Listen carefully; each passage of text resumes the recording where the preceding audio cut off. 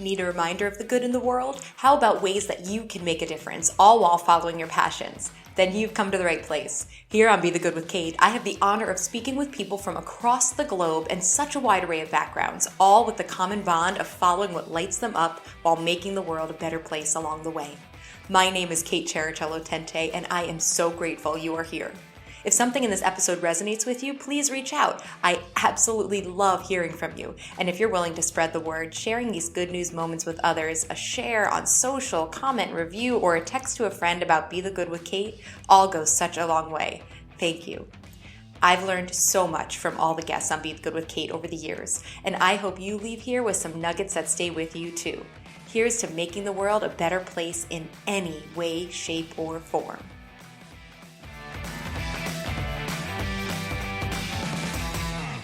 Welcome back to Be the Good with Kate. Today, I'm really excited to introduce you to Anna Pakman. Here's a bit about Anna. She is an award-winning New York City-based director, writer, producer, and advocate for disability inclusion in the media. Also just discovered that we used to be neighbors. She is passionate about elevating stories that accurately and positively portray the lived experience of people with disabilities in fresh and unexpected ways.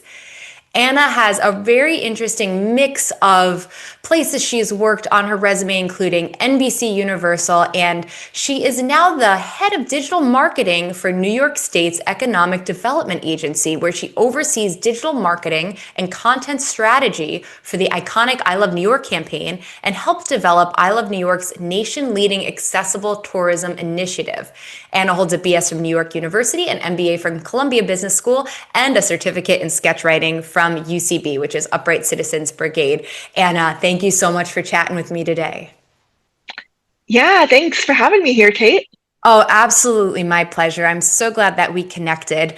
And, I know you have a film out, Emergency Plan, and I want you to share more about that. But first, I just want to ask you more about your why.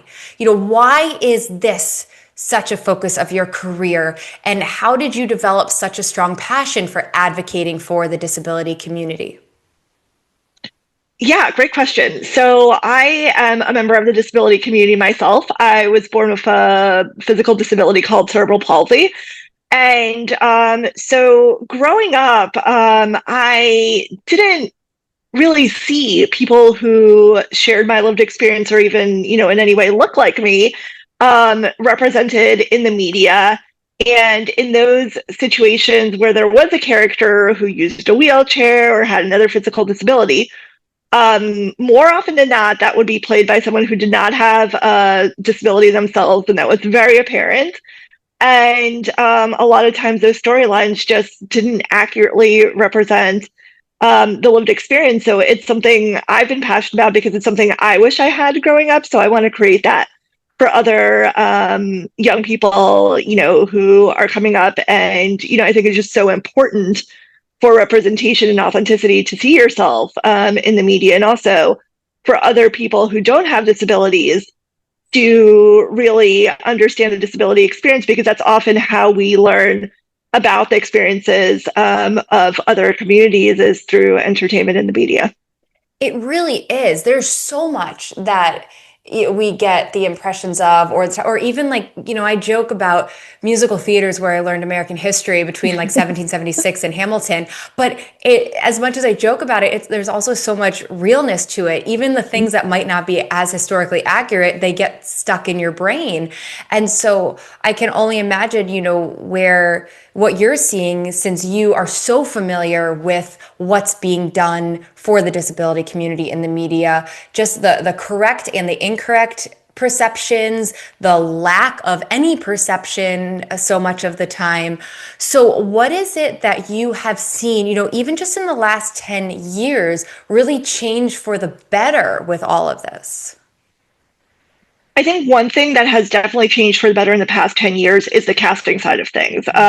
We're seeing a lot more people with disabilities being cast in roles in shows, especially with the streaming networks. I have a number of friends. I'm actually in this very stimmating place where I am so behind because I can't get through all of their series that they're in. So I have a queue now, and that definitely was not the case 10 years ago. It would be maybe like one, and we would be very, very excited about that.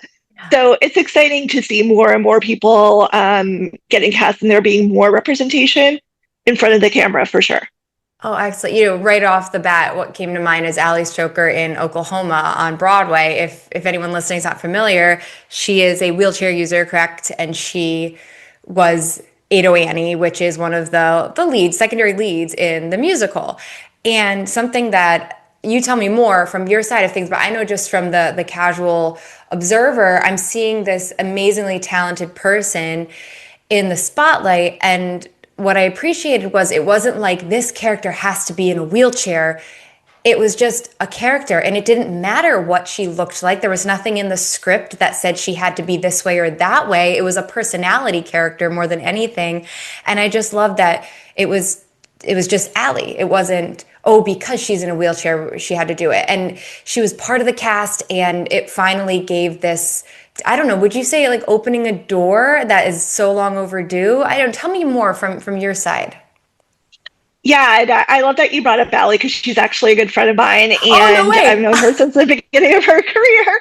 And yeah, we worked together on the Glee project, and she actually was the voice of the radio in Emergency Plan, so it's perfect. Um, so yeah, that's such a great example because to your point, Ado Annie is not a character that has a disability on the page. And I think that's the next level, and we haven't quite gotten there yet. And that is like such a great exception to that rule where I think we're seeing people now being more likely to be authentically cast in roles that were written as being disabled. But that's the next level, right? Is like taking, any role that's just written as a human being, and maybe the right person to play it uses a wheelchair, maybe they use crutches, maybe they're deaf, who knows? And creating that, keeping that casting open-minded. And Allie, was such a great person to do that because she's just an amazingly talented musical theater artist. Like I could see her as Glinda in Wicked, and not Nessa Rose necessarily. It's like she can play any character. So, and it's so Yes. exciting now too. I have to give a shout out to my friend Jenna Bainbridge, who is the first authentically cast Nessa Rose Oh, right. in Wicked Yes. on Broadway. And the show has been around for 20 years, and it's kind of like not great, amazing to me that it's taken them 20 years because to the point, Allie's been around for a while. There are other people, in the community who are incredibly talented. Um, and that is a role that actually was written in the book and in the play, and all that as being a person with a disability. So, I think that door kind of opened because of John Chu and the casting in Wicked the movie, where we do see Nessa Rose, and shout out to my dear friend. I swear, like I know other people other than like Wicked adjacent folks, but my dear friend Cecily Collette, who plays the little girl, so Nessa Rose when she was the baby, and So cute. to Marissa Bodie as well, who's just been such a great representative of our community and just such a talented artist, and excited to see her in part two as well. Yes, absolutely. And now you mentioned briefly emergency plans. So tell us more about this powerful and heartbreaking film because my goodness, that was I didn't know what to expect when I started watching it, but the gut punch was something very, very real and very visceral that you created. So please tell us more about this movie, this film that you've created. Yeah, so Emergency Plan is a short film. It's 5 minutes long. I created it working together with a team of creatives, both with and without disabilities, but mostly disabled creatives.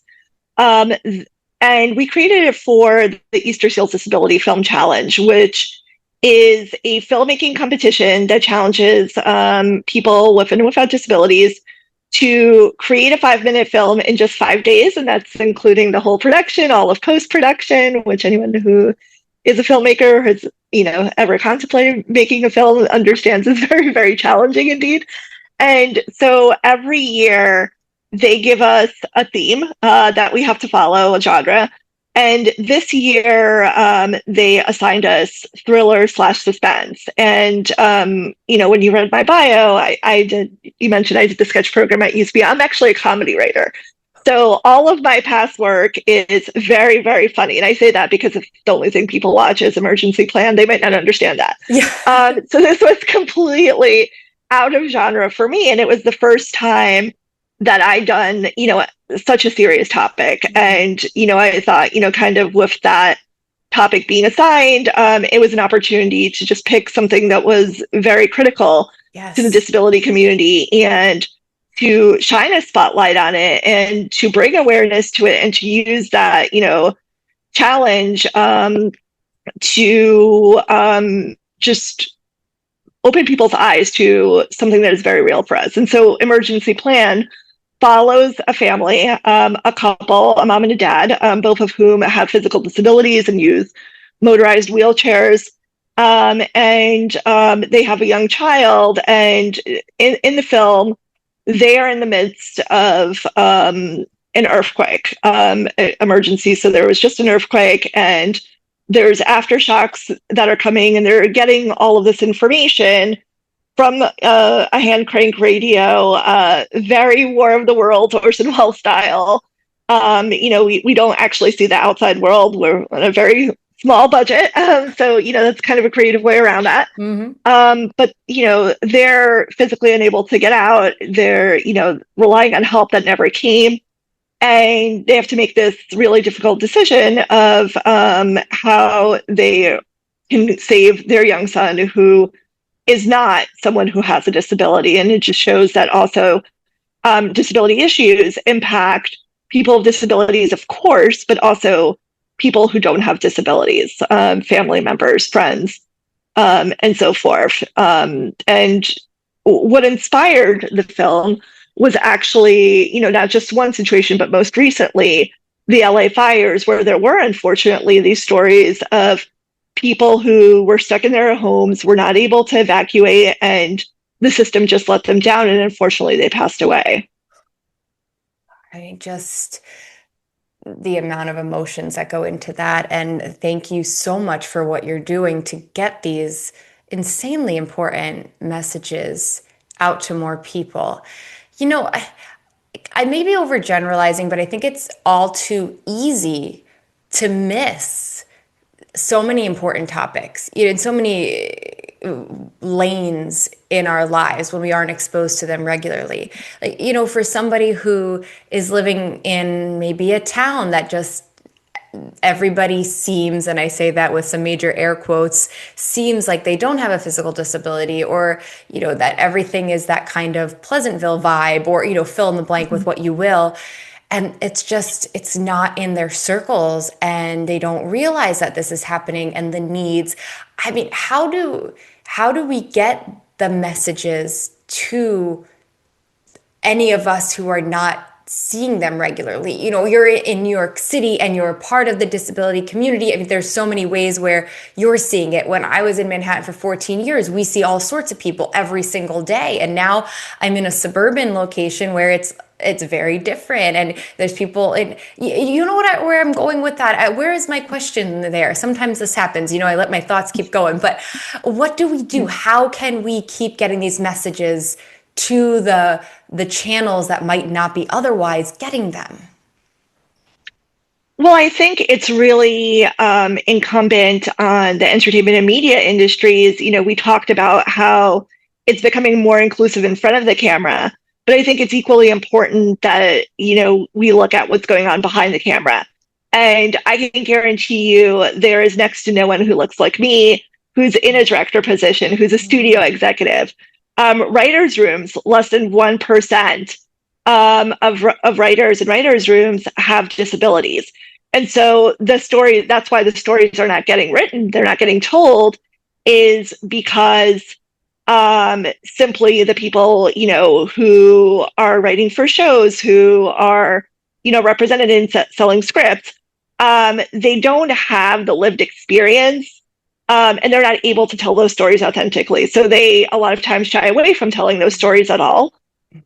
Sometimes they'll bring in, people with disabilities as consultants for a little bit, that kind of is only, provides a limited perspective. It doesn't make it central to, the work that's getting done. It's still, kind of coming from that um, non-disabled lens. And so I can understand why, people working, in the media mainstream would shy away from this topic because it is a very difficult topic to cover the right way. And that nuance that you're able to see in the film, that's a result of pretty much everyone in the writer's room, me, the our DP, everyone coming in from the perspective of disability. And so it's that fine line between, and it was a very challenging writing project because on the one hand, this is a story, it's a very claustrophobic story about people who are stuck due to circumstances that are outside of their control.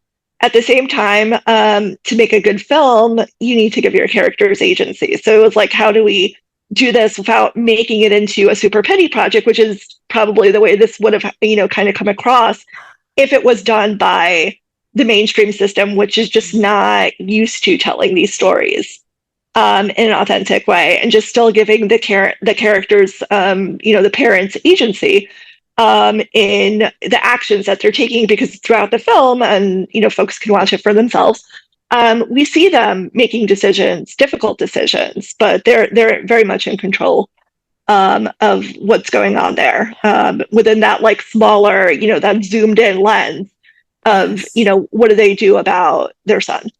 So I think that, that's why we don't see it. And I think the solution to that is actually reopening doors so that more people with disabilities are able to tell these stories in the mainstream media, which has that broader reach to talk to, both our community, and we're major consumers. So even, you mentioned not seeing people with disabilities in your town, but there likely are people with disabilities you just don't realize. Exactly. Because there's also a lot of non-visible disabilities. So Yes. people with disabilities are 25% of the country. And so there's a lot of disabilities, that also like are not visible to the eye, but yes, it's important, just to know that this is the big market. We have money, we watch things, we go to the theaters. And also the non-disabled community of like being able to access these stories in a more authentic way. so many great points. And again, going back to like what we said at the start, with the more we see it, the more we're familiar, the more it just becomes like you're another actor in the show, and this is what we're learning about you. This person has a big ego. This person's the really sweet person in the cast. Okay, so this person happens to be, with X disability, but they're another member of the cast. And this is all becoming much more familiar and just like again, accepted and bigger, and getting these messages out in the world. So again, thank you for what you are doing with all of this. And what has been the biggest challenge for you, especially as the filmmaker yourself, getting from point A to point B, getting from the idea to getting this out there? Tell us more about that. Yeah, I think, doing this in the constraints of the Easter Shield Disability Film Challenge, it's, and also I forgot to mention, it's an all volunteer project. So everyone who's working on, these projects is a volunteer. And so I think, building the right team, definitely, finding people to fill all of the different roles. And I think also just the time constraint and working within that 5-day time constraint is definitely very challenging. But also, it's a good constraint in a way, because it's easier to get, things done when everyone is focused on a goal and it's a specific, period of time. There's a deadline, everyone's aligned to that. And otherwise, like I do feel like sometimes projects can linger and languish if you don't have that. Yes, they definitely can in the film industry for sure. What is one thing that we can all do today to make a positive impact on the disability community?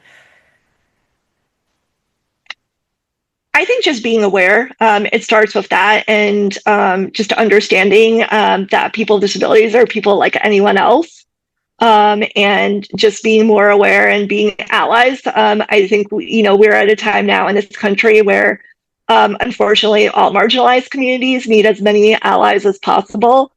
So one thing immediately that people can do is call your congressperson and tell them not to cut Medicaid, because that is a huge issue for the community right now. Oh, thank you, Anna. Really appreciate it. And thank you for your time and for sharing so much insight. Really appreciate it. Please tell everybody where they can find more about you and Emergency Plan and all that you're involved in. Yeah, so if folks want to follow me, my handle on Instagram is annotated, and that's ANNATATED. To learn more about the film, visit emergencyplanfilm.com. We actually have a companion website with lots of information on emergency management as it pertains to people with disabilities, ways that people with disabilities can make their own emergency plans that are put together by people who have much more expertise on this topic than I do. We actually, as part of our campaign, partnered with an amazing nonprofit called the Partnership for Strategic Disasters. And they serve people with disabilities in the United States and around the world during and after natural disasters and wars, and unfortunately all those other situations where unfortunately people with disabilities, particularly physical disabilities, are disproportionately impacted. So they're a great organization that I've personally donated to and would encourage, if people are able to, also to support their work. Right. Anna, thank you. And that'll all be in the show notes to those links. And please, if you're listening and you have questions or feedback or just any comments you want to share, please leave them on your podcast platform, on YouTube, on Instagram. We'd love to hear from you. And Anna, thank you so much. Thank you so much for having me. Thanks for tuning in. If you found this helpful, a 5-star review, like, or comment means the world to me. And if you found insight in this episode, chances are someone else will too. Share with a friend to give them a boost today. Until next time, I'm Kate Cherichello Tente, and this was Be the Good with Kate.